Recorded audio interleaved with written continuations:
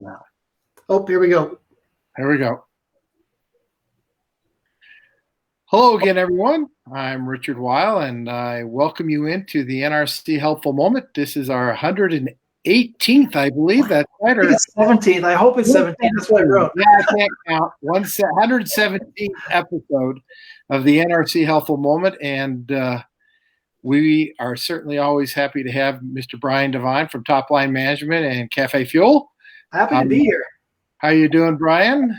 I'm doing great. How about you, Richard? Good. So our senior consultant from Denver is Sandy Clark, and she has joined us on multiple occasions over the last year, and she has been providing us with tremendously beneficial information for food service operators all across the country regarding supply chain.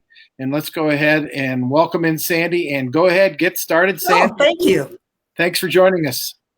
So I want to start with just a little information about food inflation. Last year, food inflation was almost 4%, which is almost 3% more than regular.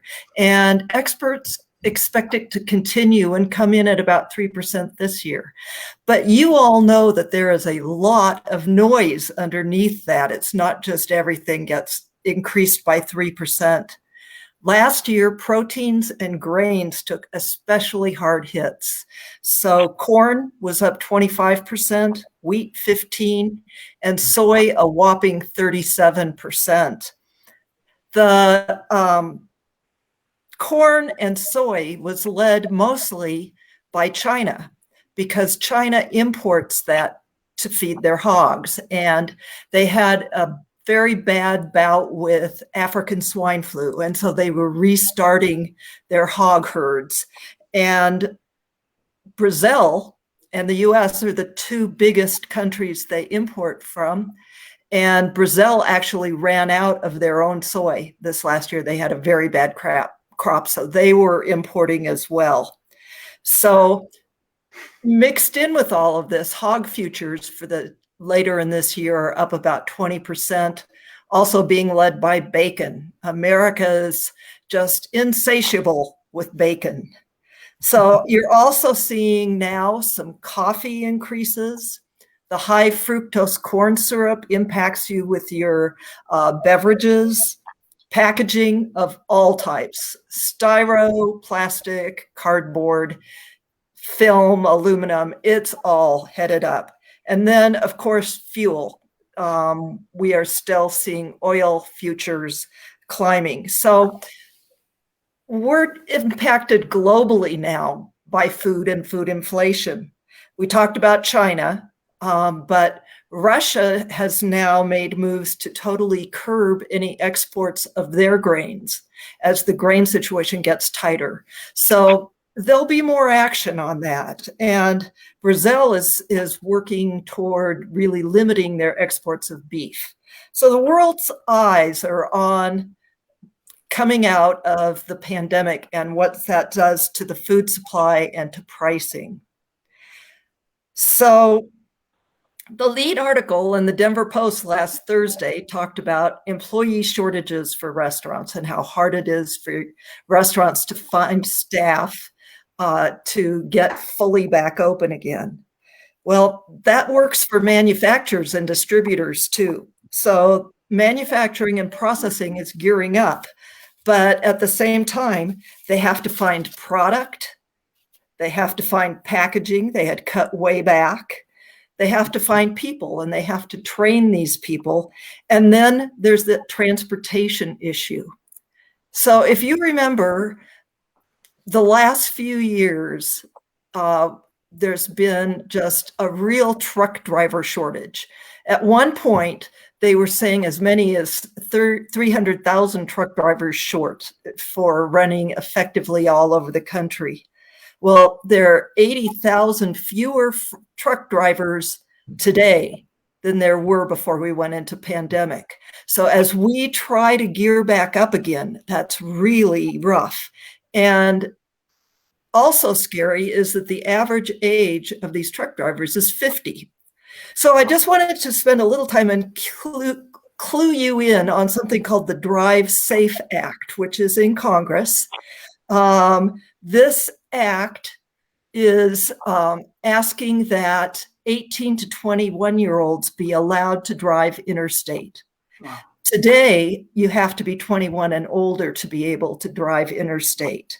So there are a lot of benchmarks that drivers have to hit to be able to be allowed to drive under this Drive Safe Act. There's a long training program with a certified driver trainer and things that they have to do. This act has been up before Congress before, 2014 and I think 2018. Mm-hmm. And they have trouble passing it because people are really leery about an 18-year-old whizzing down the highway in what is essentially an 80,000-pound torpedo. And so I don't know if it will pass or not, but here in Colorado, Polis has already approved this if it passes through the feds this time. So the International Food Service Distributors Association, IFTA, has also come out strongly in support of this, partly because food service distributors call their drivers industrial athletes. They don't just drive. They pull out of the lot with a full truck and it's empty when they come back home. So this would be a whole new pool of potential food service delivery drivers. But going back, so distributors, as manufacturers are gearing back up, are having some supply problems again. Longer lead times. So a product that they used to have to order 2 weeks in advance, all of a sudden it's 3 or 4. As the manufacturers are training new people, loads come in missing some product sometimes, and the distributors are gearing up themselves. So they have that same hiring problem you do, getting night warehouse and then the driver issue. So we're seeing a little rough spot where deliveries may be missing more things, more mispicks, maybe a little late. But it's nothing like pandemic and starting pandemic. I think they'll pull out of this pretty quickly. So I saw good news today. A survey says that 57% of Americans are completely comfortable dining inside and 68% are comfortable dining outside. Those are good numbers for coming out of a very scary time with pandemic. So as always, plan ahead, keep a little extra stock, and stay on top of your pricing. There you go. There's a good segue. Stay on top of your pricing. Mm-hmm. We are certainly encouraging clients to increase your pricing. You have a very good opportunity to justify it. And in the eyes of the consumer, they will understand, because the amount of information in press regarding shortages, labor shortages, cost of labor, cost of goods, more than justifies you taking a 5 to 12 or even a 15% price increase on certain things. Do the menu engineering. Take the time to do it right. Dissect your menu. See what's moving. Contact us. We're happy to help you with that. We have the absolute skills and great templates to be able to get that done for you with our great team of professional consultants. One other segue for me. Great news is, starting Friday, make sure you are in line to get your application in for the Restaurant Revitalization Fund, RRF. The first 21 days will be held aside for women-owned businesses of 51% or more, or a veteran-owned business of 51% or more, or economically or socially disadvantaged owned business as well. We believe and we are confident that we know how to get your application in without having an error. And what I'm saying about this is the SBA has said they think that they're going to run out of money fairly quickly, whether it's in the first 21 days or if it's shortly thereafter. If you make an error on your application, they're putting you to the back of the line. They've made that comment open, and we are prepared as National Restaurant Consultants to help your application in correctly the first time. We understand what needs to be done each and every step of the way.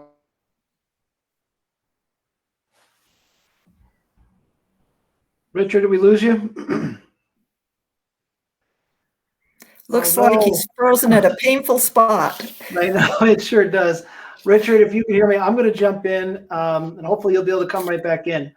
What I wanted to comment on today, and I'm going to keep it short, we're at 10 minutes already, is we've been talking about pricing, and some of you are going to have to raise your prices, and I'm guessing most are.